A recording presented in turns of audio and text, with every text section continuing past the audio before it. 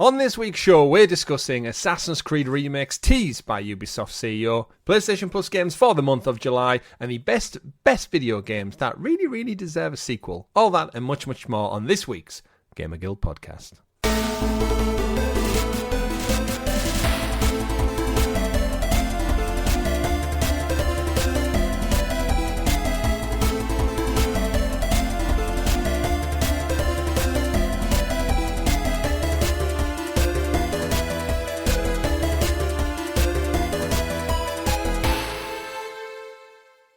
Good game, everyone, and welcome back to the weekly GamerGuild Podcast, your show where we round up all of the week's video game news for your listening or viewing pleasure right here on youtube.com/GamerGuildTV, available also up there in the digital clouds on your podcast platform of choice. Your players for this week are myself, Chris, alongside the man of many pixels, Mr. Richie. Hello, everyone. Hello indeed, and welcome to the show, folks. We do have a great show lined up for you, but before we get into all that, don't forget to like, subscribe, and ring-a-ding-ding that bell so you are kept in the loop with all the great content we do here on the channel, just like my complete playthrough of Uncharted Golden Abyss, Richie's playthrough, with slight gaps in between of just Zelda. Just small ones. What's the biggest gap you've had so far? This is part 5, has just gone up this week. I think it's about 5 months. So have you been playing this game over a year now, would you be saying? Probably. I'd have to check to see when episode 1 went live, but it's possible. Quite possible. So if you want to check out the slowest ever playthrough of Legend of Zelda Breath of the Wild, which one is it again? Ocarina of Time. Ocarina of Time on the N64. What I was talking about actually on that live stream was it's become my game that I play when there isn't a game that we want to showcase to the channel and that you and Rob are both not available. Yeah. So that niche where I'm streaming on my own, but there isn't a specific game that we want to showcase. That's when I reach for Zelda. Reach for Zelda, of course, and Zelda will always be there. But we do have some Zelda games coming out later this year as well, so yes, we'll get into that. Of course, we'll be back this week with another live stream, so do check that out. Go check out the rest of the content, as I mentioned, on this show. Shout out to our wonderful guild heroes, the folks who support the channel that extra little bit further. From as little as 99p, you can get this show early, you can get the live streams early, you sometimes get special unique streams and stickers and badges next to your name in the live chat, so thank you to those wonderful folks over there. Also, the people who go check out our merch store. We've got some great summer gear lined up, so if you're getting a bit hot and sweaty out there, go and nab yourself a fancy t-shirt or a sports shirt or a hat to keep that sun off your precious back. Richie, before we get into the thick of the show, what have you been playing other than Zelda this week? Other than Zelda, what have I been playing? It mainly, to be honest, has been South Park Stick of Truth. Oh, you're really getting into that then. Is this through the portal? Mainly through the portal. Did I tell you, have I said on the stream yet, or any content that I got the platinum in Assassin's Creed 2? Yes, you did last week, yeah. Yeah, okay, yeah. Well, I am one trophy away from the platinum on Stick of Truth. Right, okay. So we're almost wrapped up. All I need to do is complete the entire game without letting a party member die.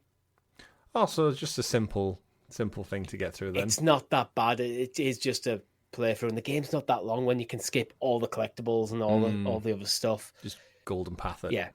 Yeah, that's all I'm doing. So I hope that by the next time we record, I should have that platinum. Interesting. But I am away for 3 days next week. So have you got anything planned afterwards? Like, have you got your next big thing ready lined up? Because it's that weird time of the year, isn't it, where the back of the year is stacked, the front of the year was quite busy, but I feel like we're both in this place where there's nothing actually like pressing. Nothing concrete. I haven't made my decision on what's next. Part of me was hoping that the news this week for the PlayStation Plus games would have Jedi Survivor in there. I saw a few rumours that it could be.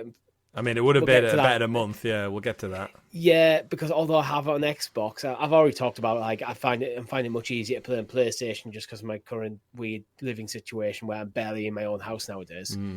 So it's just easier to play on my portal.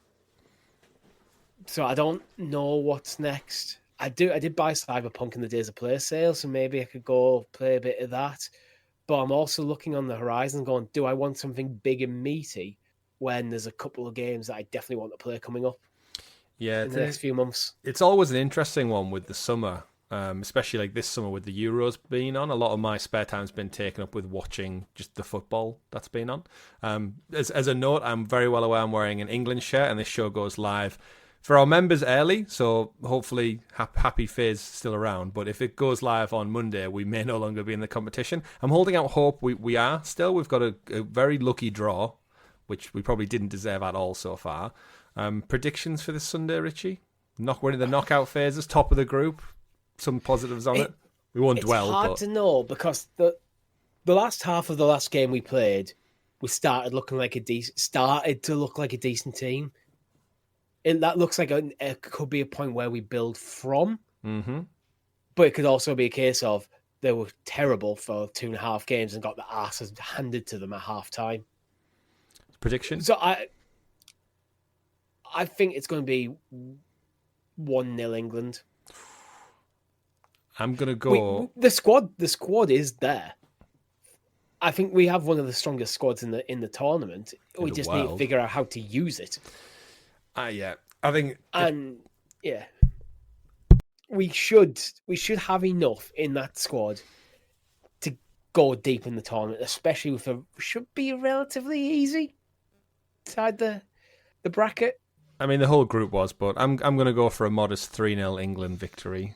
Oh, wow, you're being optimistic. I'm just waiting. I feel like something needs to click, and I think it's once it does, the dam will break, and I think they'll just, if we can get 1 or 2 early on, I don't know, I feel like at some point we need to, because these are the type of teams that we do put away quite well in qualifiers, and it's just some reason we get to a competition and we put the brakes on.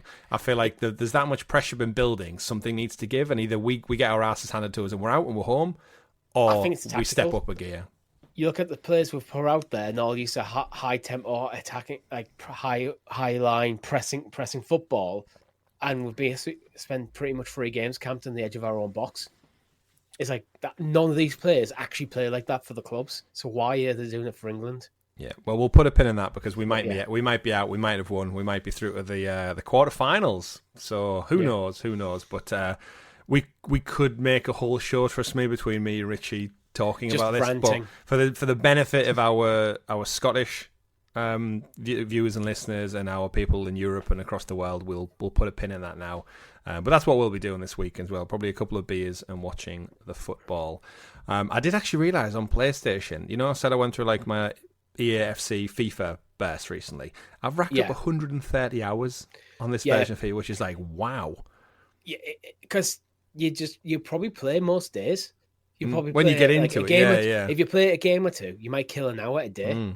Yeah. But then sometimes you might spend an entire evening, so it racks up. It really does. I was looking at some other things I've been playing recently. Like I think Alan Wake 2 was like I'm just short of 50 hours in total, and a couple of other things. But I was like, damn, like it when it gets you, it gets you. But we'll get into all that and other things. I did get the platinum in the Jack and Daxter Precursor Legacy just nice. Today, so that's been wrapped up.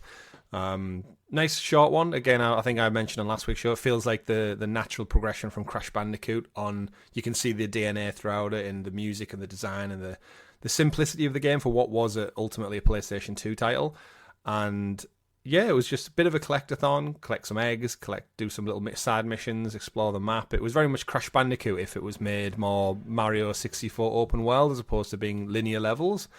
And I enjoyed it. It was quite an easy one. I think probably got the platinum in 15 hours, give or take. A couple of frustrations because of the age of the game where it would have been improved if it was made today. But I mean, I've just been playing Assassin's Creed 2 recently. I understand how the aging of games. Like it's just you have to look it through the lens of when it came out. Yeah, absolutely. It feels like there's like blocky elements to it where you get caught on a lot of the, like just even going up some steps, like your character gets stuck on some steps sometimes, and I can imagine with you it's climbing up walls and jumping off buildings back, so where the parkour is not quite as fluent as it would be.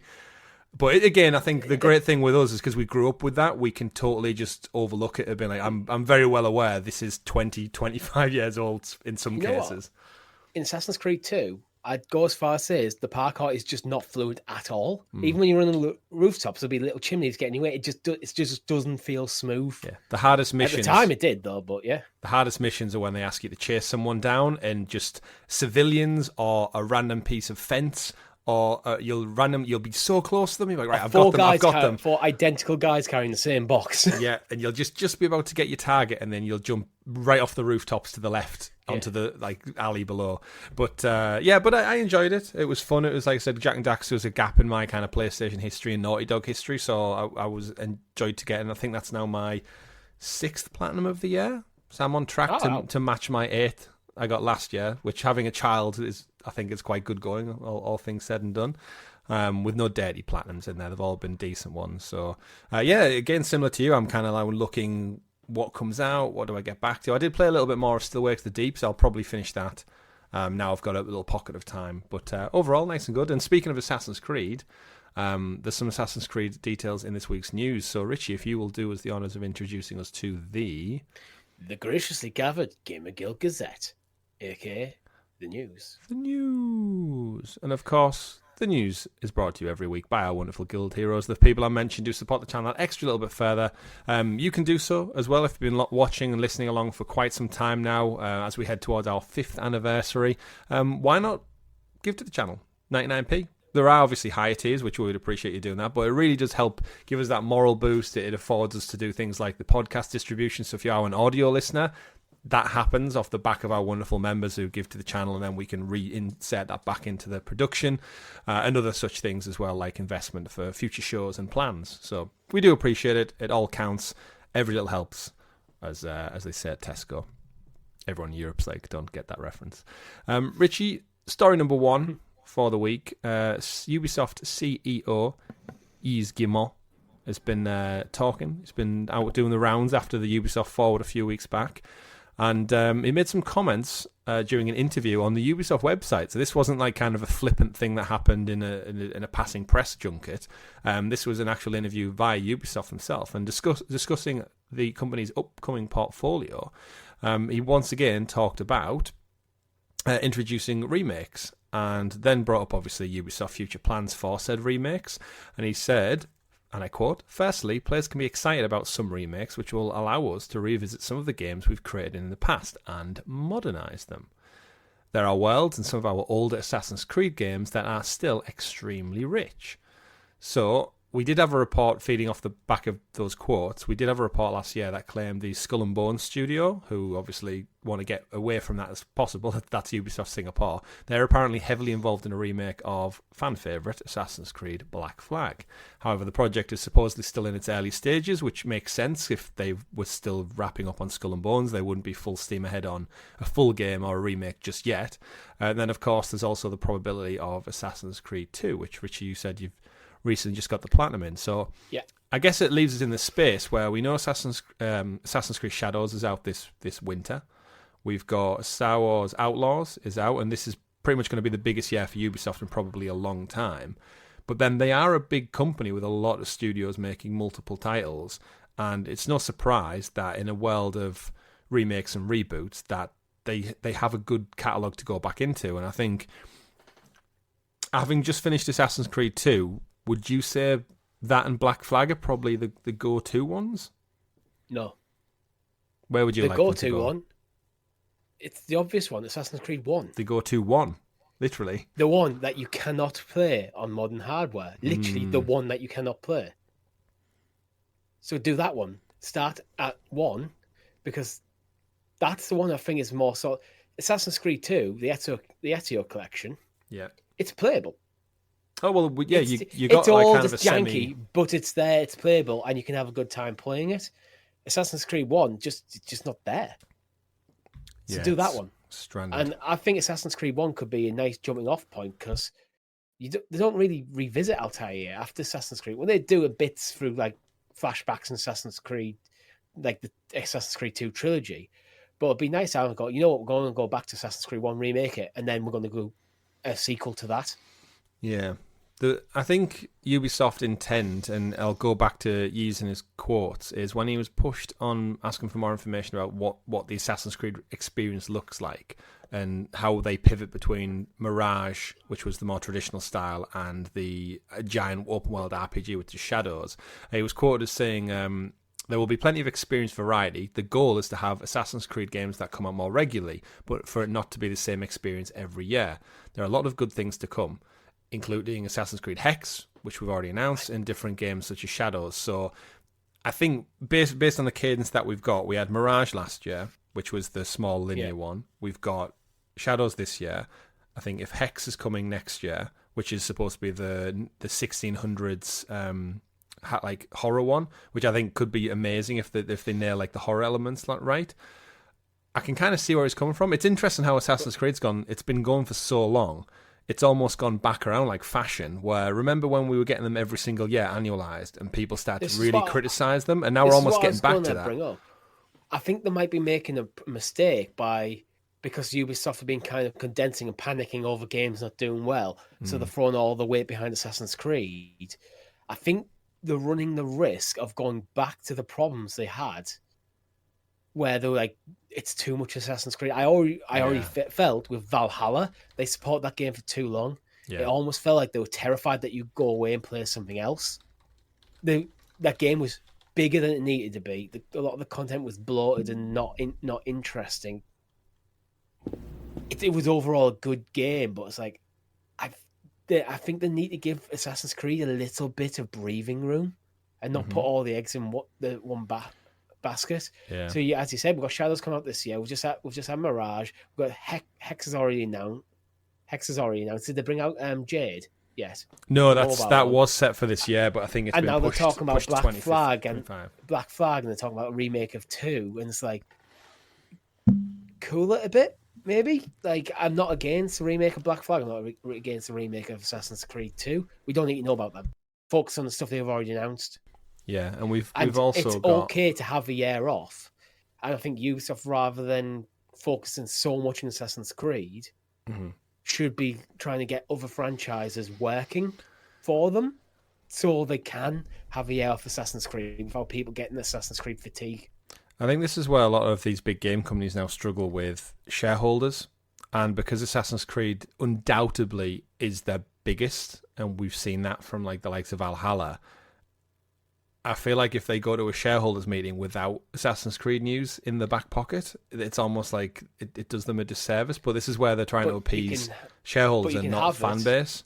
Yeah, you can have it, but you kind of need to maybe explain to shareholders that games don't run on an annual cycle. That it might be on every other year. So we're going to have Assassin's Creed every other year. So yeah, you're in your stock prices, you are going to see the year comes out, you're going to see a spike, and it's going to tail off the next year, and it's going to spike again, and it's going to go off.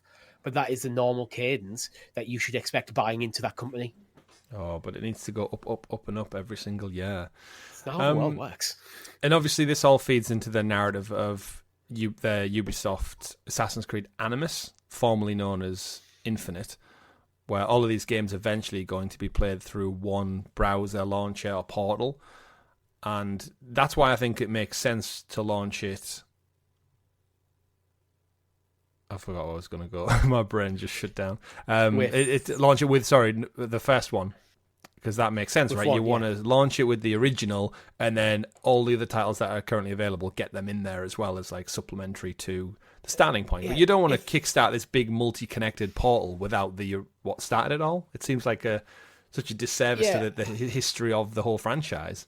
I think, honestly, if you started going, okay, we're going to do remakes, we're going to start from the beginning, start remake every game to get them to standard, you'd almost have to put Assassin's Creed on a 4-year cycle where you have your new main entry comes out. In 2 years' time, you have the remake. So we get Shadows this year. 2 years' time, we get Assassin's Creed 1. Then 2 years' time, we get the sequel to Shadows, whatever that is. 2 years' time, we get a remake of Assassin's Creed 2. And you can start that cadence going. And then you can sprinkle little stuff like Mirage and stuff, or, when we had some of or DLC. So this is the thing, you don't need a brand new title every year because you could support Shadows into next year. Then the following year you get Assassin's Creed 1 comes out. Maybe then you have a small title like Mirage before you're back into the start of the cycle. So you are still bringing out content without overloading the market with new game. Yeah. It's I mean, I can see it from both. As an Assassin's Creed fan, it really doesn't bother me because I've played them all, so I don't feel as overwhelmed by these remakes and stuff because I know what to expect. But I think if you were fairly new to the franchise and you maybe enjoyed Origins and you might have enjoyed Odyssey, skip Valhalla or something like that, and then you're getting hit with Mirage and then Shadows and then Hex, and then it might be very easy to go like, whoa, I don't have time.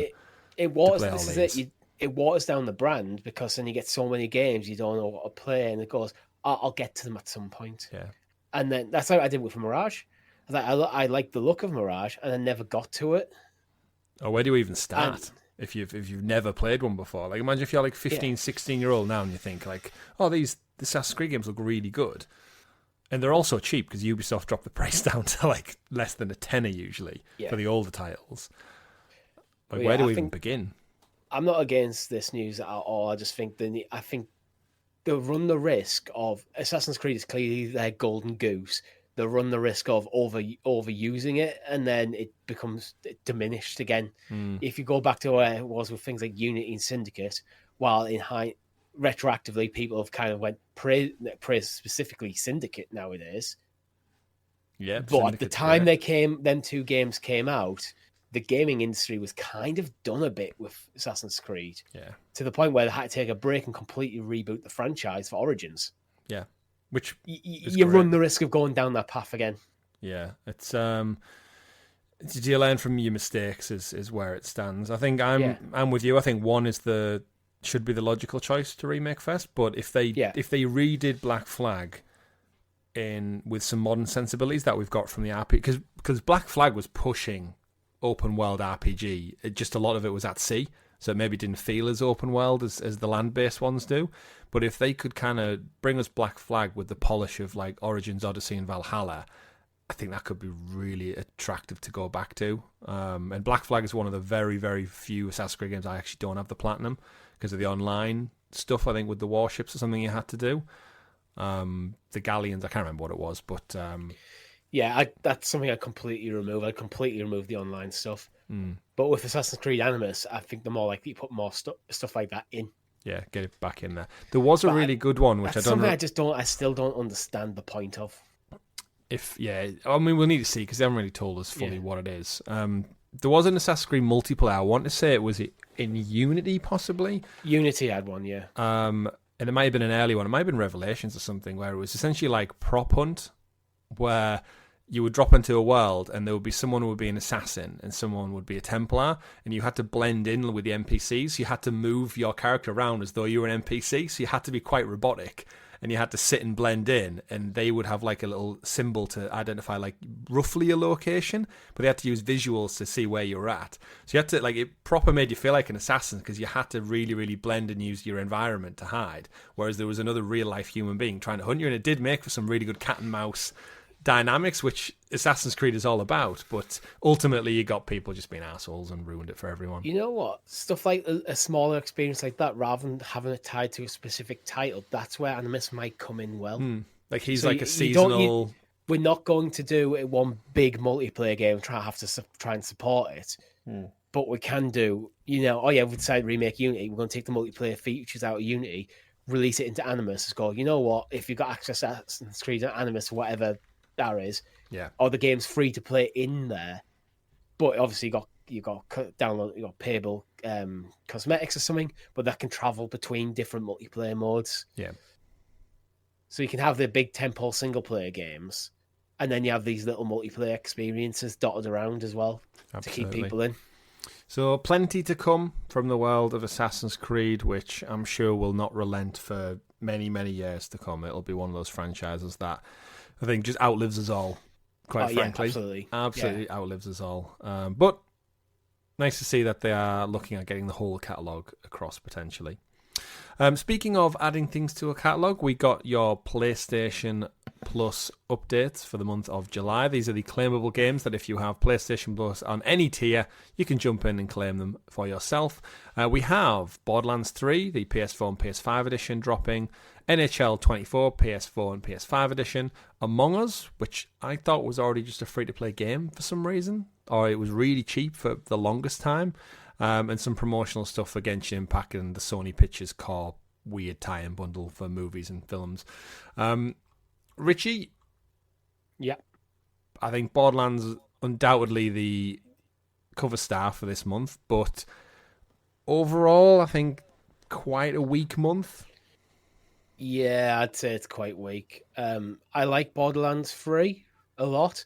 My big issue that I always had with Borderlands 3, because I'm actually kind of glad because it's nice to have this back in my library because I had it on Stadia. Yeah, same. We put a couple of good gameplay sessions with Tom back in the day on Stadia. My only problem with Borderlands 3 is I'd rather play Borderlands 2. I just don't think it. I think Borderlands 2 holds up well enough, and I don't think Borderlands 3 is as good. It's perfectly good. I just think the stories and characters are just more interesting in 2. That's fair. Remember Tales of the Borderlands? I played the original. I didn't play the second one. That Gearbox took in-house and published themselves. That wasn't Telltale. And it just kind of came and went with no marketing, no promotion. It's actually, you know what? If that's on a decent price, that's probably a fun little one to go back. Well, not even go back to, but experience for the first time. It might even be in the PlayStation Plus or Xbox Game Pass catalog by now. Because it reviewed quite well from what I remember, like 7 to 8. Obviously not as good as the first one because it was missing the quality Telltale writing. But yeah, it was like, what, last summer was it? Or maybe the summer before? Where it just kind of came and went without a whimper. But you know, when you're after like just a small title, I can't imagine it was anything beyond 8 to 10 hours. So interesting. But yeah, I'm with you on that one. I think Borderlands 3 is the flagship one of this month's offering. But overall, if you're not an NHL fan, Among Us, again, for arguably for all intents and purposes, what was an indie game that did so well through the lockdown COVID times, and is a fun little game to play with friends. But I think for your monthly subscription, it's quite weak compared to what they could offer in the back catalogue. I think whether you say in Star Wars could have been a good one, but then on the flip side of that, it's on Game Pass, so it's reached that point where EA are willing to put it on other things. You were just on mute when you give me that answer there, so I don't know if you want to. I think Among Us, you can get Among Us on Steam at the moment for £2.39. So yeah, nothing to worry about there then. And I guess we've got Tiny Tina's Wonderlands. I feel like half a year ago maybe as well on PlayStation Plus. And do you think this is potentially stoking the flames for what could be Borderlands 4? Because that must be close, right? I don't know. Tiny Tina was like, what, 2 and a bit years ago now? And that was something. This year, I think, later this summer. This could be part of their strategy for the movie a bit. Because we saw with things like with the Fallout TV show, how many people decided to go back and play Fallout. They might be hoping for a bit of a lift from the movie. If the movie does well, people want to go back and play Borderlands. Yeah. Oh, I've got it on PlayStation Plus. So this might be like setting the stage a bit by giving it now. The movie comes out in August. So it's 1 month. It's only a month after this game. Yeah. It's in your library. I'll go back and play it, and it might just add some life back to the franchise, and then people might go, I fancy playing Tiny Tina's, or then maybe I wouldn't be surprised if later this year, say Game Awards, we get a Borderlands 4 announcement. Yeah, Gearbox tend to show if that's up for those kind things. of their strategy, the marketing strategy, like give people Borderlands 3 now, get the movie out later the year, we'll hit them with Borderlands 4. Yeah, the PlayStation Plus deal could also be, again, we don't really know how all these deals work behind the scenes, or what like the short turnaround is, or if it's agreed months and months in advance. But it could be something to be said about Embracer selling Gearbox over to 2K, and 2K go, well, we want a bit of immediate return on our investment here. What can we do? PlayStation, we'll give you a chunk of cash to put on PS Plus this month.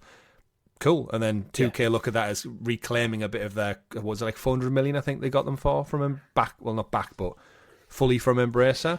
But we'll never know. We'll never know.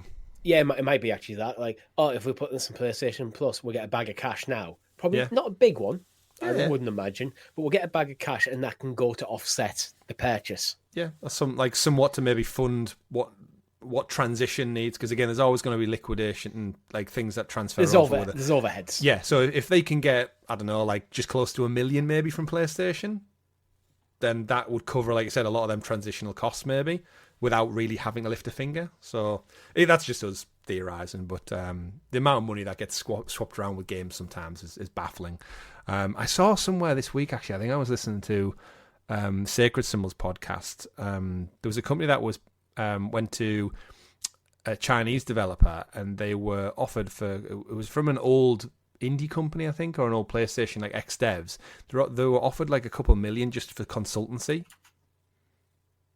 And it was like, okay, just purely because you've got industry expertise, your company is going to go to these Chinese firms who are trying to crack the gaming market in the West and just offer them a bag of cash just for some consultancy. Mad. See, the thing is, but we see it. Studio, it's where consultancy can be worth a lot of money because it can get you pointing in the right direction. And 1 million, not a lot of money if you make, say, let's say you sell, if you make let's say you make $10 per game sold as pure profit. Mm-hmm. You sell 100,000 games, there's that 1 million back. That's relatively easy. Yeah.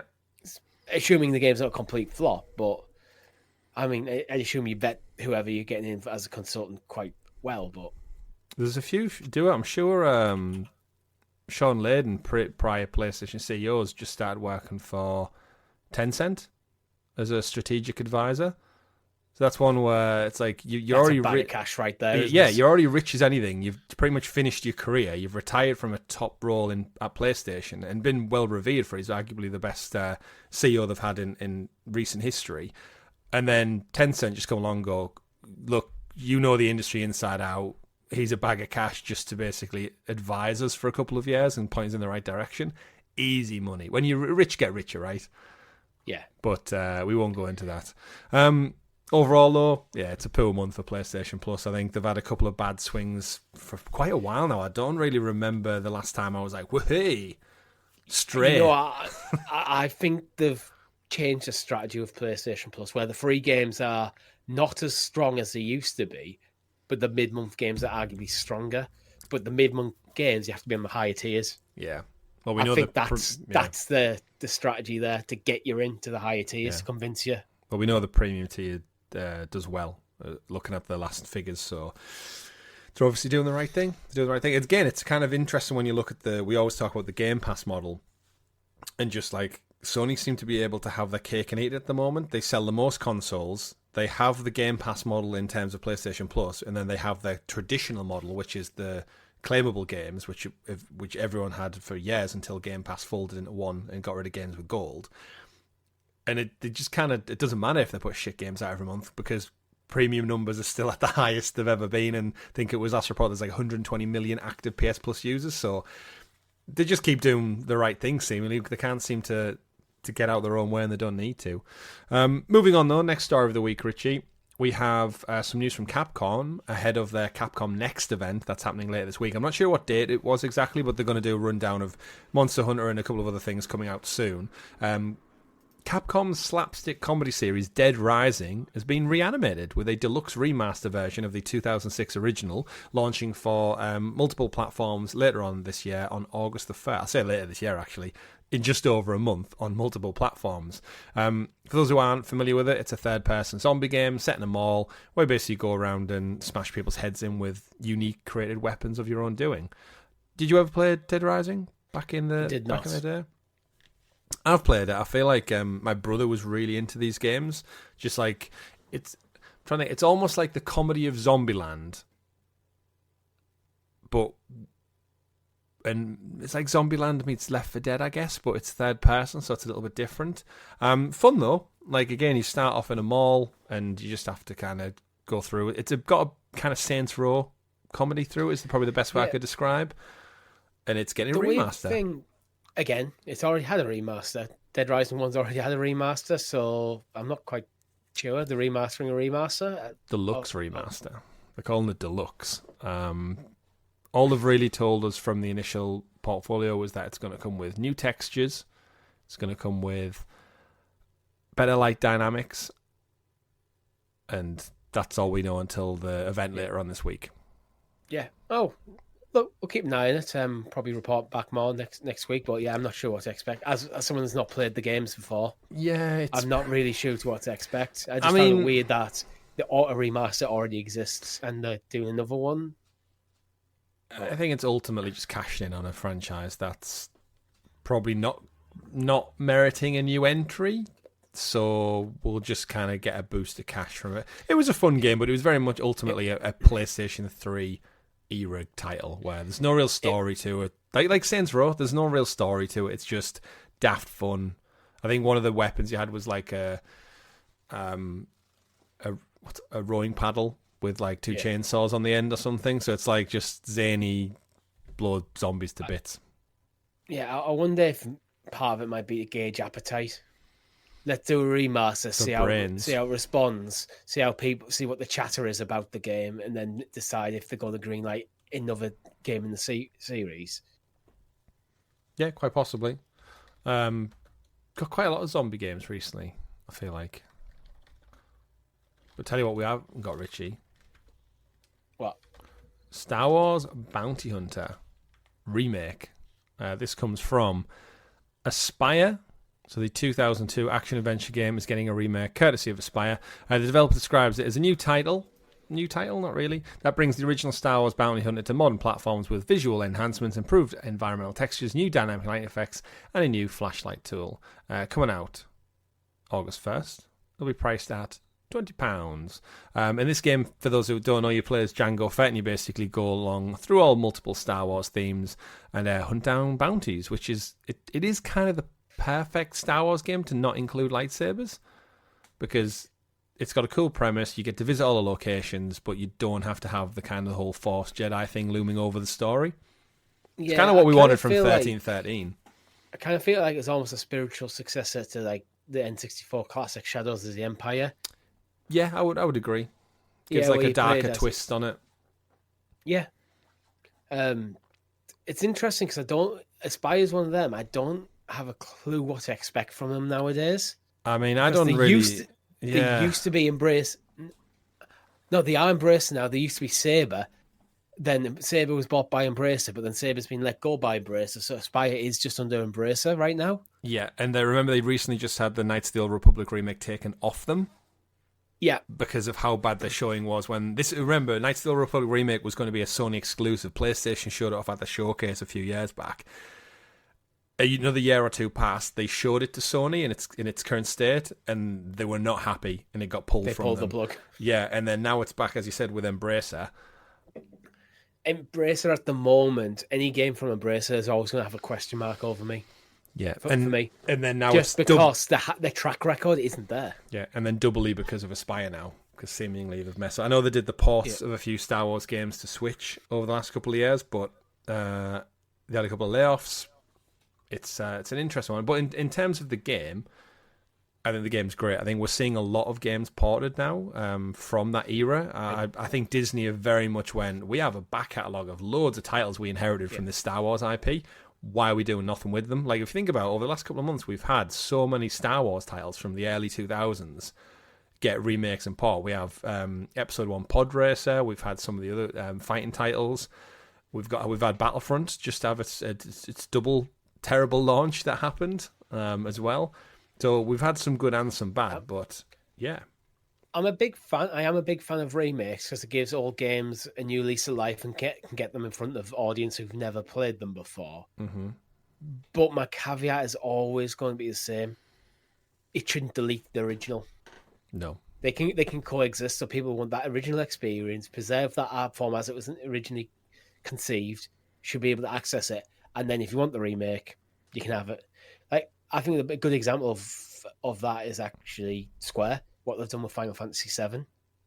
You can get Final Fantasy VII, the original version, on your PlayStation 5. Or you can buy 2/3 of the game with the remakes. Patience. But it's having your cake and eat it too. I just don't see... when you see, we'll bring out remakes, so we're going to pull the original from the store. Like, I think, didn't Rockstar do it with the Grand Theft Auto remasters? They did, yeah. They got rid of them. It's like, it's stuff like that. I just don't see why. I don't see who benefits in that situation.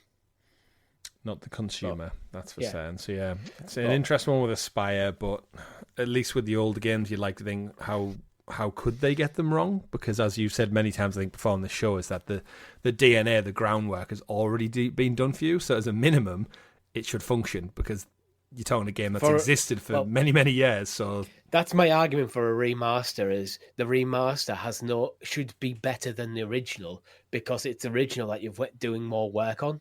Yeah. So like with the Grand Theft Auto like remasters being objectively worse than the originals, like how? That's just how. I know part of the new hardware is going to have problems, but you're remastering the game, deal with the problems before you bring it out. Yeah, true. To give them some credit, though, they did recently work on the Tomb Raider 1, 2, and 3 remaster, and that was received pretty well. So yeah, good. Again, you can only hope. But Star Wars Bounty Hunter, it's a title that I think I only ever remember playing around my cousins, so I never really got my teeth into it, but it might be one if the price seems to be acceptable as well. I think if I'm in the right mood, could be one I go back to. Depend on the trophy list, actually. But moving on, away from some Star Wars news. We touched on it a couple of weeks ago, maybe, but if you remember, Richie, Life is Strange Double Exposure that was shown off at the Summer Game Fest. Surprised us, didn't expect it. Going back to the original, Max Caulfield's returned. And at the time, we thought, it looks very similar to another title, which of course it did, which was Lost Records Bloom and Rage. And this is where I think when we saw both trailers, we always get our wires crossed with which game is which because they look so similar. But that's because the Life is Strange original developers working at... Right, I need to get this right because just to make sure... The original, it's Deck 9 of the new ones. So Don't Nod made the first Life is Strange game for Square Enix, and then they went off and did their own thing. So they never made Life is Strange 2 or True Colours. That was Deck 9 came in to make those titles, who now work with Square Enix in a partnership. Don't Nod went off and did their own thing. They've made some other games, published some other games in the meantime.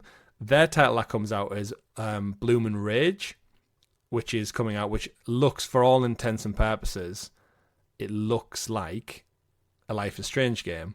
Yeah.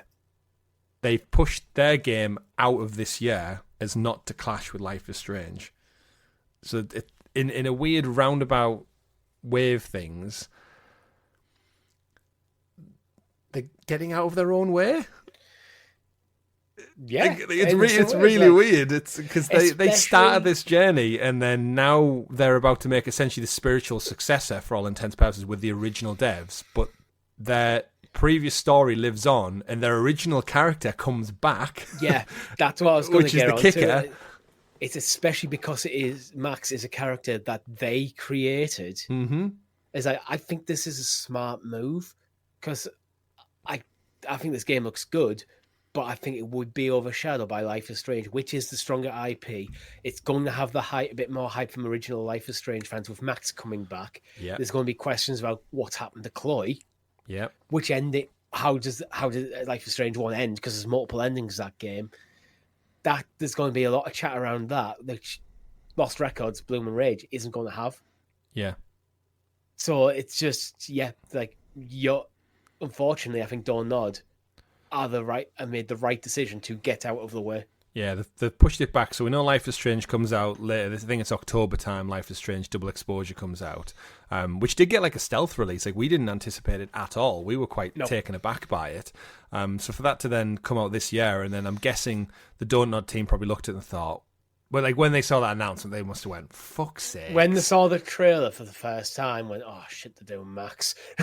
Yeah, absolutely. Like I'm sure they'll have maybe had friends over at Deck 9, maybe would have given them like a heads up, but they've pushed their game back to 2025. So if anything, it gives them a bit of time to polish up. But we've almost got like a Callisto Protocol Dead Space on our hands, where even though they're very different stories, no doubt, thematically they do pull on the same vibes, really, don't they? That like angsty teenage problems, story-driven adventure, decision-making.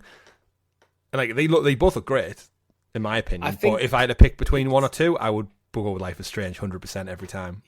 Yeah, same. It's a safer bet. But I think unlike Dead Space and Callisto Protocol, I think them two games are harder to coexist than these two games. Absolutely. Yeah. It's a funny one. But I do think it's the right decision. I do hope it benefits both parties involved, because I'm sure the Deck 9 folks don't want to really step on the feet of the people who have essentially given them the source material for their game. I wouldn't be surprised if like they picked up the phone when they go, you know what, we're doing Life is Strange. We just want to give you a heads up. Yeah, it's going to be max, like between like the executives. Well, again, we don't really know what happened behind the scenes when Dontnod kind of moved on, but it was Square Enix, I think, if you remember, with all the sales of when they sold Tomb Raider and stuff to Embracer.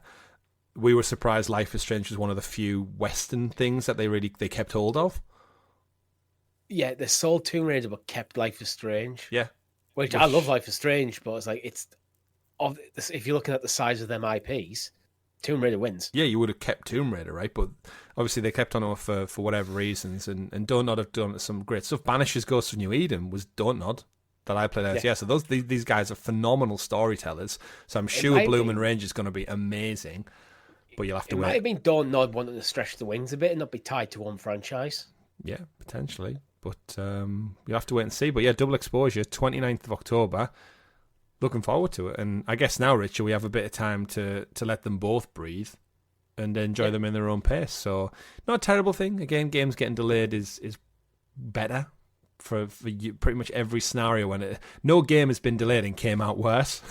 I'd like to think. Sat there right now, except for Suicide Squad. I have nothing to play.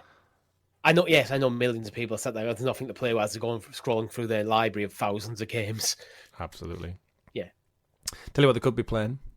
Elden Ring. In fact, tell you what a lot of people are playing. They probably are. Elden Ring's DLC, Shadow of the Erdtree, of course, launched only a couple of weeks back, and it's already surpassed 5 million sales worldwide, meaning that over 20% of players have returned to the title after the initial sales.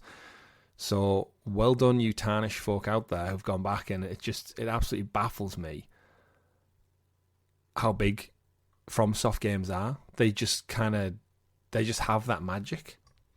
They just have that magic where I think if they just scrapped Elden Ring now as a franchise, all right, we've done Elden Ring, we're going to make a new one. It's called, I don't know, Shadows Beyond, but it's in like the theme and the style of, and the combat that people love from these Souls-like games. It would still sell 15 plus million copies just because it's FromSoft making this type of game. What name did I just say? Shadows Beyond. That's quite a cool name. That I'll take it. Copyright. Copyright. Shadows Beyond. Yeah. Yeah, I mean, they've just got a solid track record. I mean, Elden Ring was universally praised as basically one of the greatest games of all time when it came out. It's it's not a game style that is for me, but I do understand the appeal. Mm-hmm. I only get frustrated when every single game developer tries to copy it. What makes what makes FromSoft Life is Strange FromSoft? What makes FromSoft's games special when the first really came out with the first Demon Souls and then into Dark Souls was they felt new, fresh, and unique. They didn't feel like every other game that was out there, and they've built their reputation on that and the quality they put into them. And the way they tell their stories is more about environmental storytelling rather than going, here's a cutscene, here's a cutscene, here's a cutscene, which I actually like that. Yeah. But a lot of people like to read the lore and peel away at the layers and layers of lore that the game's written, and they are phenomenal at creating these worlds for people to exist in. And some of the boss designs just immaculate. Yeah, I was just giving them heaping tons of praise on them. I hadn't even mentioned one of the things that a lot of people go into these games for, the boss fights. Yeah, and if you think about it, so I'm not even surprised to hit this sales. I literally know someone whose boyfriend took a week off work to play the DLC. Not a day, a week. I mean, that's what you need, yeah. It's a massive expansion, Shadow of the Erdtree. And this is where I think you and me appreciate them from a distance. Like, I would be all over this if it was more classic action RPG and it wasn't a Souls-like game. Because, like you said, the scope, the lore, the world, the characters, the boss fights, it's all singing my praises. I just watch a playthrough. I watch a weekly playthrough. There's a YouTube channel called RKG, which is 3XIGN.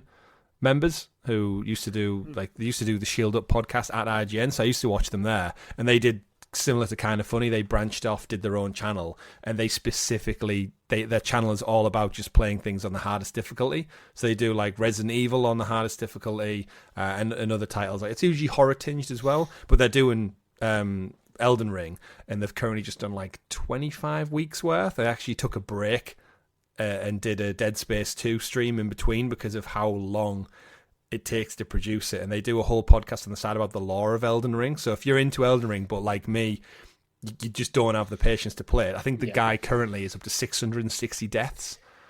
Yeah, and it's like my patience would not withstand that. But I'm enjoying watching someone else suffer.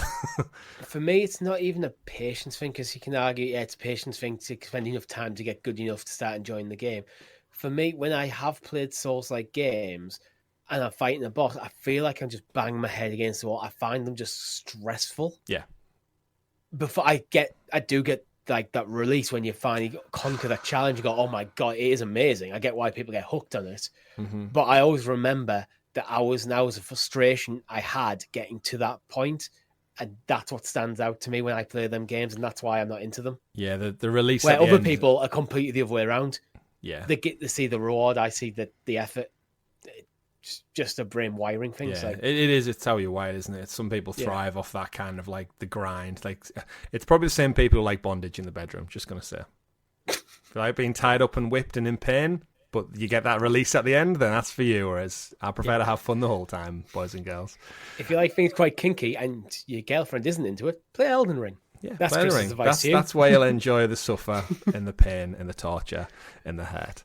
But yeah, shout out to Elden Ring. It's great to see. It's no surprise, and undoubtedly, hopefully, we'll get a sequel. And interesting enough, the back half of this show is, while it's fairly quiet news, we were going to talk about games that deserve sequels, because FromSoft feature quite heavily where they make an amazing, well-received game and then just move on.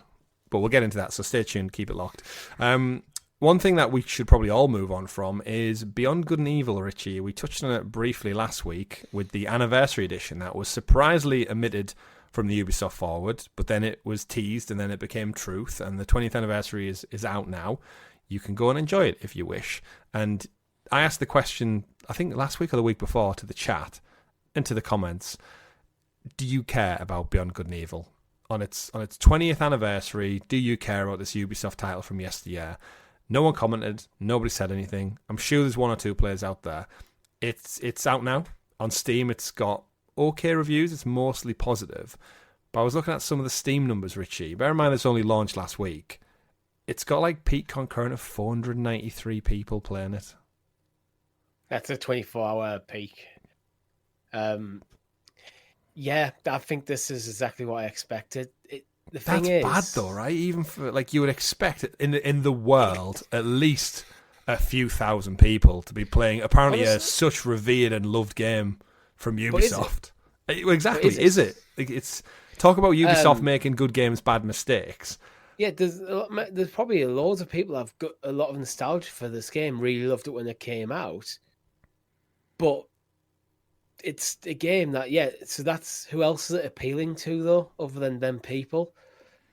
So this is it, and I don't think the IP is as strong as Ubisoft might think it is, because there's only one game, and the second game is literally a joke within the industry at the moment, how it's become vaporware. So it's, I think there's a lot of people who might look at this game and go, you know what, I enjoyed that game, I'll play it at some point. Or it'll come on PlayStation Plus or Xbox Game Pass.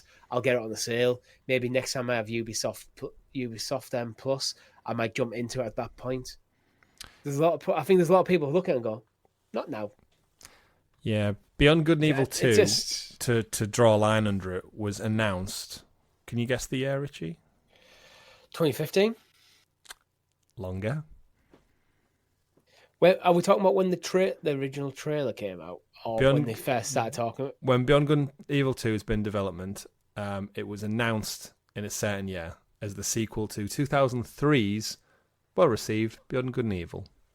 Okay, 2008. It holds the record. Yeah, you are right. 2008 it was announced. So it holds the record for awesome. that was a good guess. Yeah, it holds the record for the longest delayed game ever. I think Duke Nukem, not forever. There was another Duke Nukem title that did hold the record, but I think Beyond Good and Evil has now just surpassed it. Yeah, we had a CGI trailer in 2008 that was accompanied with an announcement. And then we got nothing for over a decade, and then Ubisoft released a lengthy trailer. If you remember, I think we talked about this one, the 2017 E3 had a kind of like a re-release trailer. And then they keep saying they're working on it, they've got people in development. Well, what is telling, I think, I've just went to Ubisoft's website for the Beyond Good and Evil, the Beyond Good and Evil 2 page. Under latest news, guess when the last entry was? Probably the last trailer, so 2019. No, you're close. July the 12th, 2020. So it's been almost 4 years since they've done even a news update on their own website. They did reply to people regarding the anniversary edition this week with the posts about that and said, yes, Beyond Good and Evil 2 is still in development and we cannot wait for you to discover more about Jade's past in the anniversary edition. Did anyone reply with why? Why is it still in development? I mean, this is like Skull and Bones on acid, right? Just call it a day, Ubisoft. Just sack it off. Focus on other things. It's weird because I think they're going to have to come out and explain the delays. They're going to have to give a solid explanation because, like, it's weird. And also, nobody cares, though. So do they need if there's no one in the room listening, do you need to give anyone an explanation? Yeah. If a game falls in the forest, Richie, and there's no one around to see it die, does anyone give a shit? Yeah. Because we know the reason Skull and Bones kept its legs was because of the Singapore government's deal. And then we know they've cancelled, 7-8 projects over the last couple of years. Like Division Heartland just went. So it's like, why are you so committed to this game that clearly after this is an anniversary edition that has less than 1,000 people playing on Steam. Any other beloved classic. Because the amount of money sank into this game will be so colossal. Just tax rate. They have to make some form of return.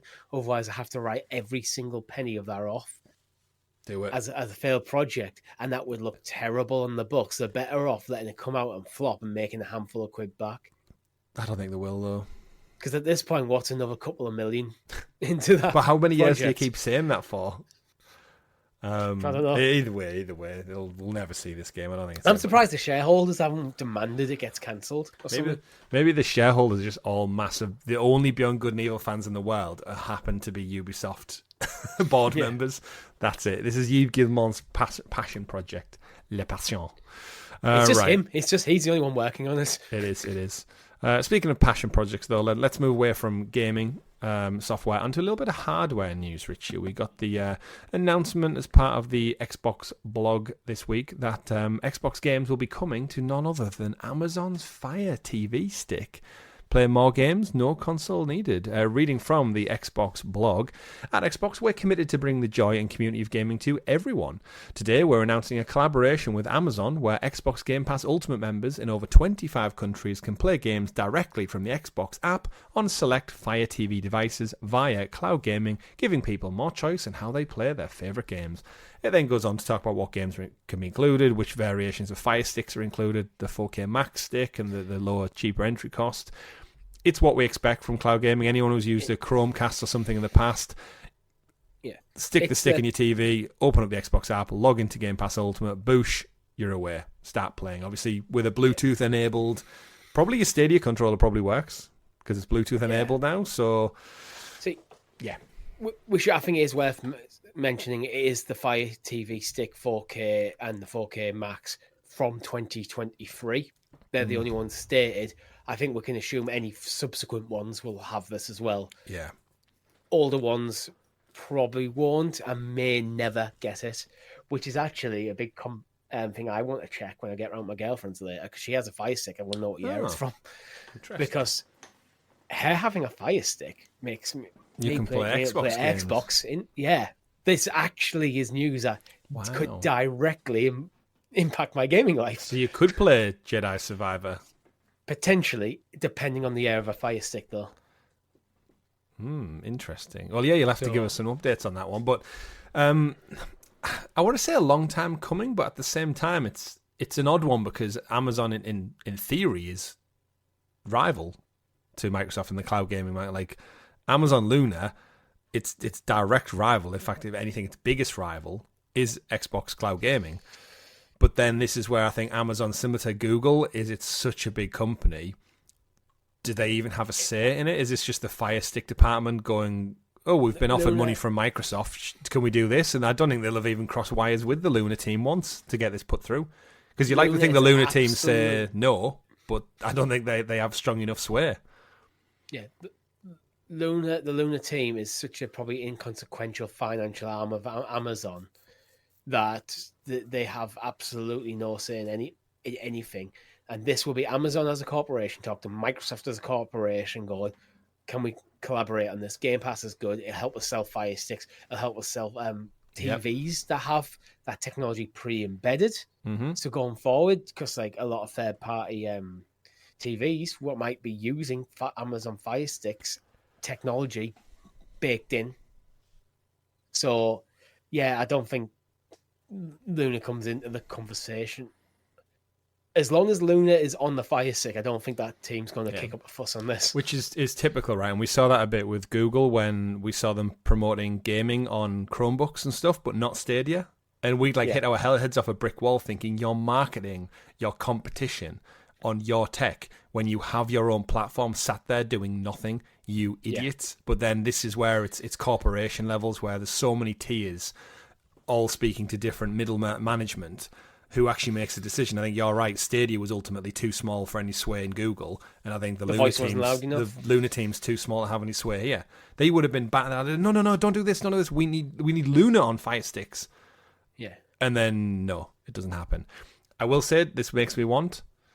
Now Xbox are branching out onto other parties. Bring it to Chromecast, please, because I own about 100 Chromecasts. Yeah, it would be great if I could just have Xbox Cloud Gaming on my LG TVs via Chromecast, please. I've got like 3 Chromecast Ultras in a drawer. I think I just binned one of mine because it was just like, it was one of the old Ultras, and I was like, it's not worth my effort to sell it on Marketplace or something. It's like, just bin it. Honestly, I think Chromecast is almost dead technology because most TVs have that technology built in anyway. It's getting that way now, yeah. So, yeah, I mean, I've got the Google TV downstairs and attached to my TV, but I've got an older Sony Smart TV, so it doesn't have as good technology as that. But if I bought a modern TV, I wouldn't bother putting a Chromecast in because why? Absolutely. What's the point? So I think it's the third-party stick dongle is actually a dying breed. It's one of them technologies I think in 5-10 years will be pretty much off the market. Yeah, I think it was great to up power older TVs, but like you said, as people cycle into getting themselves a 4K TV and stuff, which I know you will do eventually, it will probably come with all those bells and whistles. Because I was just shooting for girlfriends. You've seen a TV, it's awesome. True. At some point, maybe then. Yeah. But it is a dwindling market, but it's got them big players. You got kind of like Roku, Chromecast, and Fire Stick, and then a bunch of other random third-party ones. But again, Microsoft, this is what their mantra and their approach has been for a long, long time now, is just putting their ecosystem everywhere possible. And this is another move that shows like that is the ultimate plan. Get Game Pass on any screen possible, and that will bring in the subscribers. It's a long play where it makes Xbox synonymous with gaming, and the first thing people think of, and as you get new generations of people come through discovering gaming, Game Pass is on. It's just this Xbox is this thing already on the telly. Then later they find out, if I buy the box, I can get it even better quality. Mm-hmm. I think that's the plan there to get people in, and because it's a subscription service, effectively, you pay a monthly fee, you have access to Microsoft's entire library. Yep. Oh yeah, but I want to buy this new game. I want to buy the new Assassin's Creed, or think of something third party. I want to buy something from Square, Final Fantasy 42. I want to buy that. I need the disc. I'll have to buy the Xbox. So I think it can be a slow burn strategy that could get Microsoft. Yeah. And this is what we said about But it's a generational strategy rather than it's not next 5-10 years. We're talking 20-30 years for it really to bear fruit. And this is what the investment in things like Activision, Blizzard King, we seemingly Microsoft have the capital to put down to play the long game and hope maybe they outspend the competition. We said with Google, like, they had the right stuff, they just didn't have the heart to see it through. Like, if they committed to it, we said about the young generation today who they play games on their phone, they play games anywhere, they use the subscription services, but they also are being penny pinched left, right, and centre, and they don't want to drop, or they might not even have the ability to spend £500, £600 on a console. This is the generation that a 10-year-old now, but in 5 years, 6 years, 7 years' time, when they're looking at getting their first job and their own money, and they go, well, rent costs a ton of money, electric's a rip-off, council tax is a joke, I love gaming, but I just can't afford it. And then they go, oh, well, here you go, your smart TV that you've got, your only piece of tech that you bought for your new house is a TV. You can play games on it. We moan about it, but there's a reason why Amazon Luna focuses so much on Fortnite. Because for a lot of young people, that's what gaming is. Gaming is Fortnite, and it's from probably a lot of it on their phone. So then if you're playing that on Luna, and then, if you do get on Luna, you can play it on your phone, but then you can play it on your telly or your Chromebook or whatever. Do you want to spend 500 quid? When you get home. And then it's like, why would I spend 500 quid in the box? I have it. It works, yeah. Like we've always said, and then get into the ecosystem. Yeah. It's not the best it can look, but it's good enough. Yeah. And that's what a lot of people, again, if they're used to mobile gaming, anything's a step up from that. So either way. Moving on to some more Xbox news, though, as we wait for the Xbox refreshes coming this October, actually. A little birdie tells me this week I've got some insider scoop knowledge that the Xbox refreshes will be coming this October. Mm-hmm. So, yeah, I don't have an exact date, but I've got your little window. So back end of October, I'm going to say. So, while we wait for that, though, one thing you will not be seeing this Christmas period is the Xbox cloud gaming device, Project Keystone, which we've covered quite a lot on this show and on our previous shows, XPass, and probably formerly the Sounds of Stadia podcast, I would imagine, at some point. The Xbox cloud gaming device looks like its patents have leaked, which shows some visual aids as to what it might look like. For audio listeners, it's literally just a square box with the ring design that the Series S has on it. It's got a little USB port, the Xbox unlock button, and the branding. Don't know what colour it is because it's just a black and white paint image. But in question, it's kind of a prototype of what we would expect, Richie. We don't think they're pushing ahead with that. I think Phil said a couple of times they've explored it. Remember, it was sat on his shelf that one time when he teased us all by having it in the background. Everyone thought, oh my God, there's a tiny Xbox. But it looks like it's been canned. Their refocus, if anything, the Amazon Fire news is the kind of confirmation that Project Keystone is very much on the back burner for now. Yeah, officially they were kind of saying that the reason they canned it is because they couldn't find a way to get it to the price point where couldn't get it below $100, could they? Yeah, they couldn't get it to a viable price point. Obviously, they got the Series S, which is in like the $250 range. Mm-hmm. So if you start knocking up too close to the Series S, what's the point of this? Buy the Series S. Yeah. So it has to be down, and then they've probably seen with smart TV technology improve. They've looked at things like the Chromecast and the Fire Stick and they've got the whole thing with the Samsung Gaming Hub. Is like, why we spend this money in this development for a product that we're struggling to get financially viable when the solution's already out there on the market? Let's just form partnerships with third-party manufacturers, and we're done. Yeah, I think 6-7 years ago, they would have definitely wanted Project Keystone to sit in their portfolio. They've got their X as their flagship, they've got their S, which is their entry kind of level to home gaming, and then they've got the cloud alternative, where I think the way the market's evolved and the way funding is now, and Microsoft is no stranger to making layoffs and cutting costs, I think it's one of them things that it would have been a nice thing to have, but ultimately, as you've said there, the Fire Sticks, the partnerships with Samsung Gaming Hub and stuff, I think they do just a good enough job without having to put the R&D and the support in yourself. Like, how much more do you really get out of it by having your own cloud gaming box? I think the return is... It would be cool to have, but I think it's minimum, especially if the rumours are true of them pivoting towards a handheld. I think if your R&D costs can go and double down on a handheld device, they've got to pick one, right? I think the size of this thing's problematic as well, because if originally we thought it was going to be like a dongle, like Chromecast, because we were Yeah, already why playing not? Stadia at the time. So that's what effect where I go, oh, you know what? If you don't want an ugly looking console in your living room, you stick a dongle in the back of the TV and a HDMI port. No one can see it. You have your Xbox, and all you do is you open a drawer. Oh, there's my controller. I go beep, and now I'm playing Xbox. Yeah. And I don't have this thing sat there. Like, you look at the size of the Series X and the PlayStation 5. A lot of people don't want that in the living room. I mean, the PS5 barely fits in anyone's living room. Yeah, the PS5 is ugly. It's like It's huge. And the Series X is just a black box. So, like, I don't know, some of the appeal of the size might have also been a factor, I think. Yeah, I mean, it's surprising they couldn't get it smaller. It's probably more akin to an Apple TV box, if not a little bit wider on the flat front. My assumption is this must be doing quite a bit of processing on the user end, rather than just being a straight video stream. Yeah, through a browser. Stadia was like a video stream with a lot of tricks to get it smooth. I wonder if the Xbox Cloud Gaming, even if you're doing through your PC or your Series X or Series S, is doing some processing on the side, on the console side. Absolutely. But it seems like they get the best of both worlds this way for me. So I think rest in peace, Project Keystone. But either way, it's Project Headstone now. Project Headstone, yeah. But either way, some news for Xbox Cloud Gaming fans out there in the world. And Richie, that brings us to an end for all the weekly news. But I think sprinkled within our news of remakes and remasters, including Assassin's Creed, Dead Rising, some old games coming back, like Star Wars Bounty Hunter, Beyond Good and Evil Anniversary. I think it leads us to a good topical conversation point, which I wanted to kind of round out this week's show with. And that was video games that deserve a sequel.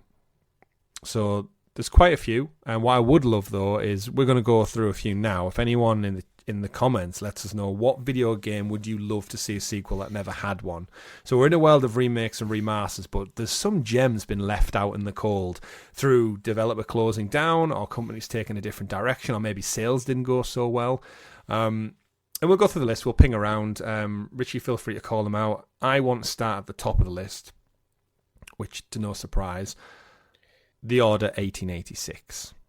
Yeah, I don't think we need to go too much in depth on that one, because we did a full playthrough of The Order, where we pretty much in every single episode said the same thing. This game's amazing. I think what stunted it was the length of the game when it came out. But if you didn't pay full price for it, you got an amazing experience. It would be a brilliant TV show, or blah, blah, blah, blah, blah. Give us the next game. Yeah, it pretty much is, isn't it? And yeah, we won't go too much into it, but I wanted to go back to The Order 1886 because a couple of these titles are first-party games.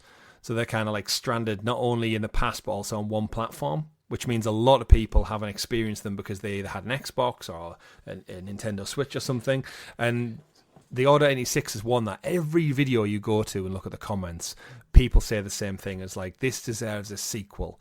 It's the world, the characters, everything we gushed about in our full playthrough, which I absolutely encourage you all to go check out because you ain't getting a sequel anytime soon. The developers are now owned by Meta. So they ain't making deals with anyone outside of Facebook and Meta Quest. Yeah. The IP is probably owned by Sony, we suspect. So it's probably stuck in some kind of legal recourse somewhere. It might be an IP hell where part of it's owned by Sony, part of it's now owned by Meta. Yeah, this is one of them deals that would probably take 15, 20 years, an anniversary to pass, and then people at PlayStation and Meta go, should we go knock on Meta's door and just inquire if they want to like double team up on some kind of like sequel or remake or something? And honestly, you're talking like PlayStation 7 or 8 maybe, but I do think it'll happen because, like I said, just go to any YouTube video for The Order, look at the comments, and all it is positive praise. Like I think people have actually forgot the negative side of it because the nostalgia's now really eaten. And I think when we played it, it looks so damn good still. It looks better than most games that come out today. Still. I think, I agree with that. I think part of the problem is I think it's become a cult classic. Yeah. Which is where we are very much in the camp who like very much revere this game. Yeah. But it doesn't with the complications around it, does it have the mass appeal? I think as I said, I think it would be better served as a TV show, because that's where I think the appeal will come strong. And then remake it. Then remake it, yeah. Like do a Fallout. Do a sequel. Do a TV show, gets that mass market appeal, and then could be a good approach. Come on, Meta, let's do it. Yeah, Order 86, it's ripe for the picking, I think. As a sidebar, if a remake of Order 86, not that they need to do much remaking to it, just put out a native PS5 version, would it sell more than Beyond Good and Evil's much revered 20th anniversary edition? Yes. Absolutely. It would shit all over it. So, that's an interesting one. I don't know why I have such hate for Beyond Good and Evil. Maybe it's the 15 years that made us wait for the actual one. But that's my first choice. We do have a list of games. Again, I implore you in the comments to let us know what yours is if we don't quite cover it on this list, because there's some niche ones out there, of course, that people want. I know Perfect Dark has been one of those long ones that we are finally getting. So, where do you want to go next, Richie, for games that deserve a sequel? I want to tick a handful off the list in one go here. Okay. And that's the Valve games. Valve have a nasty habit of doing 2 games and then the franchise die. We're talking like Half-Life, we're talking Portal, there's a whole Team Fortress. What's Counter-Strike up to?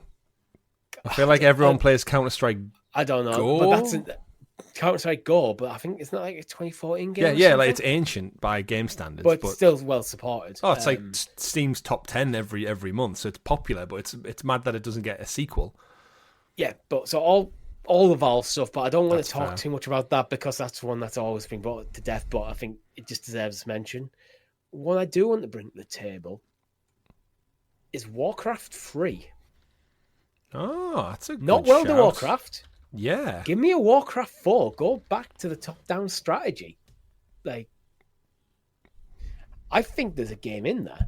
It's been a long time, but I loved Warcraft 3.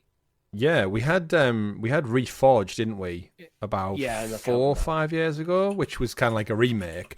But I'm with you. Like I've said before on the show a couple of times, like I lost out on the transition to World of Warcraft because I think either I didn't like the change, or I didn't understand the subscription model, or my parents wouldn't pay for it at the time. I can't remember what it was because we were just daft teenagers. But I adored the art. Again, this is an era where I'm playing Command and Conquer, Battle for Middle-earth, Warcraft 3, like Age of Mythology. Like I was very much in. This was my shit on the PC. And then, like you said, World of Warcraft pivoted, and like to its credit, it's done amazing stuff. But it's a shame that top down is just kind of like left back in 2005. Yeah, something like that. I don't know what it was. And the game was great. The game and the DLC. What was the DLC? Add something Wrath with the ice. Yeah, Wrath of the Lich King, was it? Yeah. That sounds about right. Yeah, where like that story is like was so good, and technically, you could argue the sequel to Warcraft 3 and its DLC was World of Warcraft Frozen Throne. Yeah, because that does finish the story effectively. So you do confront Arthas in that game. Yeah, at that point in World of Warcraft, which is actually where I kind of ended my World of Warcraft career. So career. My career is a bloody career, that game. Yeah. I did play a bit of Cataclysm, which was the next DLC, but I never fully got into it. But I did take down the Lich Arthas. Yeah, Warcraft 3 was so good. Yeah, so bring back Warcraft. Like I know World of Warcraft is doing well, but there's no reason why they can't coexist. No, absolutely. And just off the back of that, is StarCraft still a thing as well? Yeah, StarCraft 2. I feel like we haven't had a 3 for StarCraft, right? No, it's been a while, so maybe that's time. But again, I think Blizzard have been very good at supporting these games for a long time. Oh, undoubtedly. So there's still life in that game. It still does like all the esport events like Evo and stuff. It'll be there. So I think with a game like that, yes, I 100% agree. Maybe it's time to think about a sequel. But if the game's so well supported and it's got such a strong community, you risk fracturing it. So maybe they probably have plans for it, but they'll probably have a number when concurrence drops below a certain number of users for X amount of time. That's when we go, right, green light StarCraft. Yeah. Oh, Warcraft. I'm just looking at footage for Warcraft 3, and it's like, oh man, it has literally that, like, it's Age of Empires, but it has like a high fantasy vibe, doesn't it? And we don't talk about Reforged because that was just a broken mess, and it's like, did it not work? Yeah, it had a lot of controversy when it came out as well, and they did the thing where they pulled the original from storefronts to fix it by the Reforged, and the Reforged wasn't as good. So I was like, it was Activision at the height of being Activision, like Bobby Kotick. Like, you were better off playing the original game if you could get your hands on it. So good. Good. Where do we want to go next? Again, if you're in the comments, let us know what title you're picking out. I want to jump so I had my PlayStation game. I want to jump over to Xbox to another one that we've played on the channel, Richie, which is Rise Son of Rome. All right. Purely because I hadn't played this game until, was it this year? Or was it last? It must have been before Christmas. Yeah, I think it was the start of this year, wasn't it? Yeah, maybe. Yeah, it's so hard to think when you play through these. But yeah, Rise Son of Rome, for those who can't remember, it was an Xbox One launch title. So it's over a decade old now. We celebrated, like, part of the stream was it ironically celebrated its 10th anniversary, even though I'd never played it before. Similar to the Order 86, it was short. I definitely finished the campaign in probably less than 7-8 hours, I think, if I remember back at the stream. Definitely less than 10. Stunning visual showcase what the Xbox One was capable of, and holds up very much to today. Gameplay was fun, the storyline was intriguing, and then they just never did anything with it. And then similar to kind of the Order with the devs who won it, was Crytek who made it, and then they've kind of like obviously gone third party. They've not really put out any games. I think the Cry engine they kind of focus on a little bit more instead, like licensing that out. But then I think with Unreal 5 coming into its own, I feel like they've had problems behind the scenes. So I think this IP is undoubtedly probably owned by Xbox, but who really shepherds it? And I think this is something that Phil Spencer keeps getting asked at many of his public shows, where they ask, will we ever see a sequel to this? And he's always like, oh, well, we'll see. We'll see. Because I think there is a lot of love. Because if you remember, if you picked up an Xbox One, you tend to find launch window games. There's not really much to choose from. So I think people have an affinity for those like 3 or 4 select titles that's all you can play at the time. Remember, the Xbox One generation, no backwards compatibility. So like what you picked up on day one, like I did with PS4, those 5 games I picked up with my console, that's all I had until more came out. Yeah. Whereas now, obviously, you pick up a PS5 or a Series X, you've got thousands to go back to, especially with Game Pass. So I think Rise maybe gets lost in the mix a little bit. But at the time, lots of love for it. And as much as it was short, it was reviewed well. And I had a great time going back and playing it. So bring it on. There's always time. There's always people who have love for the Roman Empire and that history, that part of history as well. So, yeah, Rise Son of Rome. Give us a sequel. Yeah, I'm struggling to think. You know, it's like one of them things where I bet you if we were drunk and sat at yours, we'd come up with a million games. But now we record the podcast, my brain just went blank. There's a few others that I've looked at the list. Things like one actually I don't agree with, but I want to put out there because I've seen in quite a few lists. And that's Shadow of the Colossus. Oh, I don't think that game. You agree with it? The reason is because I think it is such a standalone experience. Mm-hmm. I don't think that game needs a sequel. I don't think it wants a sequel. That game does what it wants. That game is intended to do. I think a sequel would just dilute the experience. I'm not sure. It's one of them. You'd have to have a bloody good idea for it.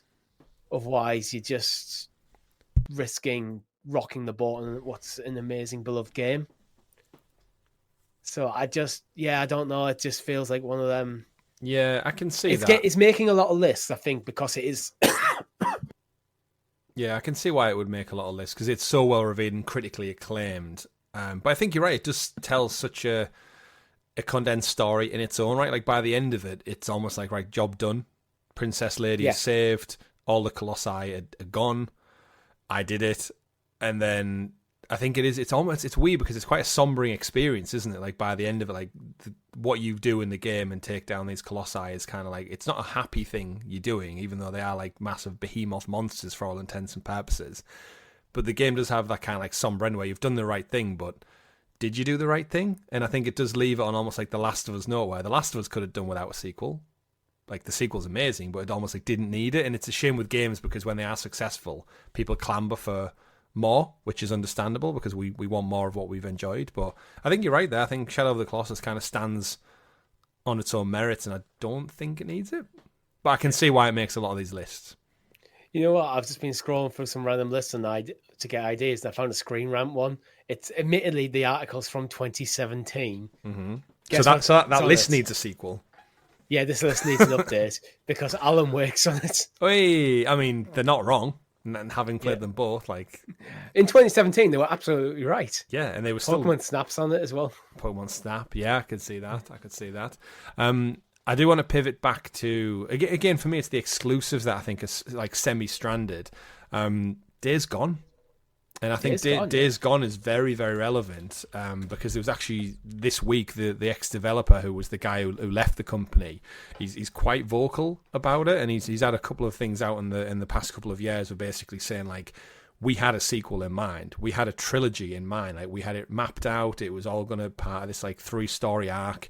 But obviously the studio laid him off, and there's a bunch of people who've left since. And I think the Bend team's gone through a lot of change, and Days Gone. It had a mixed launch because of technical issues and the PC version, but since then it's gone on to almost get that like cult classic status. But it's sold well, and that's the frustrating part. Days Gone on PC is like the third best-selling game after Spider-Man and God of War. So like millions and millions of copies, and it's sold well on PlayStation. So it's almost like it got cult following status within the year of its launch. It seems to be just PlayStation are the only ones who don't seem to vibe with it. Like the heads up PlayStation. Bend are now working on a different game. They fully openly said, like, we're working on a new project. We will not be continuing the Days Gone universe. And for me, that's a damn shame because I really, really enjoyed Days Gone. The horde mechanics, it's like the open world nature of it, the motorbike travel made it so unique. Deacon St. John, I think, is phenomenally acted. And against the guy who does Darth Maul and all the other stuff as well. Starkiller from the Force Unleashed games. He's been in a lot of video games, this guy. And yeah, it was fun. I have nothing but fond memories of playing Days Gone. I've got the Platinum Trophy, and I would have, if they said there's a sequel coming out in like 2, we probably would have been on maybe the next 2 years. I would have bought it day one. I would have probably went for the Platinum, and I would have thoroughly enjoyed it. So it is one that I'm totally on the audience side of. Fuck you, Sony. Like, what's wrong with you? Like, you're going off and making Concord and all these stupid and you canon Last of Us multiplayer, but a game that was single player, narrative driven, polished, first party, which should tick all of your boxes, apparently doesn't deserve it. So I think Bend got shafted a little bit by corporate. I think as well, Days Gone was probably a bit too close to Last of Us 2. It did feel like it was like getting in that mix at the time, but they came out a year apart, but I can see the themes following, like zombies are zombies at the end of the day, but playing them, they are different very games. Different games. Yeah. Yeah. I've got a couple that I think you might agree with. I want to throw 2 very different games out at the same time. Battle for Middle-earth, okay, which I saw on the list, which reminded me of Shadow of War. Oh, yeah. Shadow of War, like, there you go. 2 phenomenal. Forget fucking stupid Gollum games. Give me an actual good Lord of the Rings game. Yeah. 2 very different games, but set in the same universe. Like, yeah, Amazon actually mentioned, one of the directors over at Amazon said we will be getting updates soon on the Lord of the Rings game they're working on and the Tomb Raider game they're working on from Crystal. Not yet, but soon. But yeah, you're completely right with that one. Battle for Middle-earth 2, obviously made by EA back in the day. Been a long, long time, and the Lord of the Rings license has obviously moved hands a lot of times now. It now sits with Embracer, so unless it's gettable though. Again, this is where Embracer need money, EA like money. Speak to each other and go, shall we do a remaster or a Middle-earth collection or a third entry in the series? Embracer, talk with us. You own the rights now. You can't make good games. We'll do it at EA. And just do something there. I'll bring in the right people who can. You look at Jedi Survivor and Jedi Fallen Order. Jedi. Do that for Lord of the Rings. Yeah. And you can also do Battle for Middle-earth while you've got the IP as well. And as you said there, like the Shadow of War games and Shadow of Mordor are phenomenal.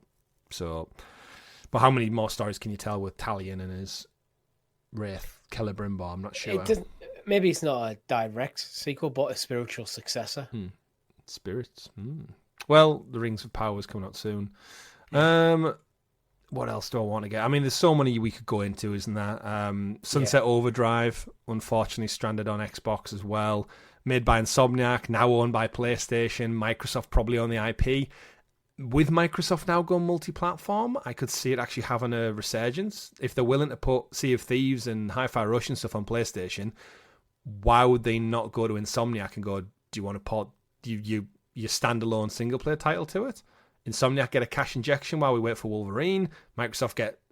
I would suspect Sunset Overdrive would sell better on PS5 than it ever did on Xbox as well, because it's very much a PlayStation game. Like, third person, bright and colourful, huge traversal mechanics. That is essentially was the DNA for Spider-Man, so it would get some goodwill from the Spider-Man audience. I think Sunset Overdrive is an easy one. I've never played it, and yet if it came to PS5, I'd be all over that, because it's Insomniac, which don't miss. I mean, there's a million things we could throw out. I do have one I want to end on, which I think you'll agree with. Lego The Hobbit. That doesn't need a sequel, that just needs fucking finishing. TT Games. You can't start a sequel until you finish what you've started. You bastards. Yeah, you're laughing, but you'll get to it one day and you'll be deeply disappointed. Let's go through just a couple of shouts as we round up the show. Banjo-Kazooie. Absolutely, like Rare. Got Ukulele, which is a spiritual It is, successor. yeah, but I think Rare and Microsoft in-house, I think they need a platform mascot. Now they've seemingly killed Hi-Fi Rush, which was going to be the next one. Why not go back to the well with Banjo? Demon Souls and Bloodborne. We joked earlier on about FromSoft, but everyone's crying out for Bloodborne. Like, where the hell is Bloodborne 2? Ghost of Tsushima.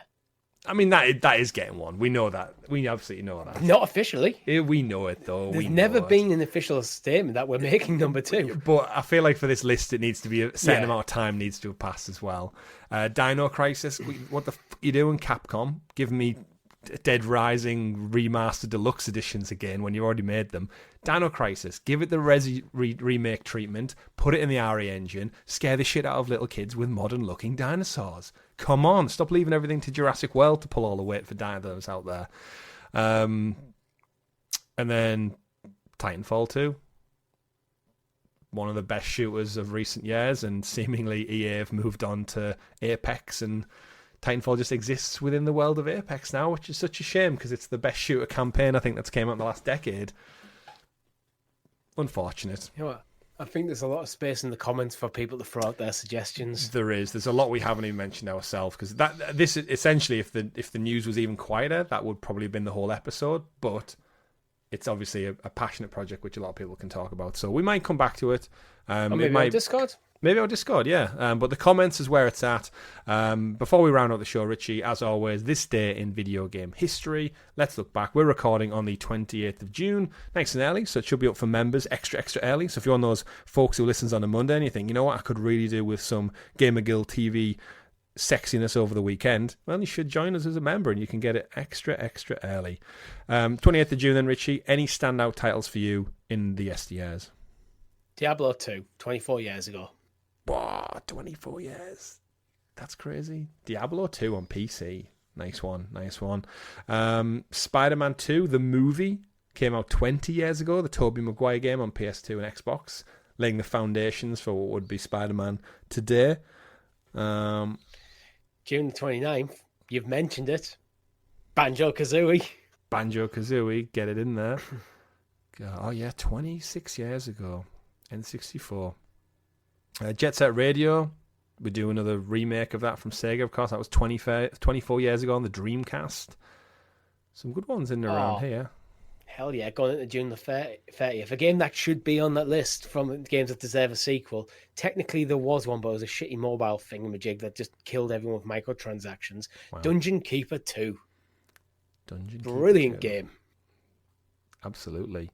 What a list of games. And the final one for me, Guitar Hero, Aerosmith. Just because I loved Guitar Hero back in the day. Love Aerosmith. What a perfect band. 16 years ago when I was rocking out to that. But that's it for this week's show. So if you don't want to miss a thing, don't forget to like, subscribe, ring that bell so you're kept in the loop with all of the great content we do here at GamerGuildTV, like these roundups for things in yesteryear, like our weekly podcast, our live streams, every single week on the channel, consistent for nearly 5 years, every Monday, 8 a.m. You can find us on youtube.com/GamerGuildTV, and up there on podcast platform of your choosing. Just search for GamerGuildTV or the GamerGuild Podcast, and you'll find me, Richie, and sometimes Rob rounding up all of the weekly video game news right here. My name's been Chris. And I've been Richie. We've been GamerGuildTV. Thank you very much for watching. And remember, folks, play wherever makes you the happiest. Have a great week.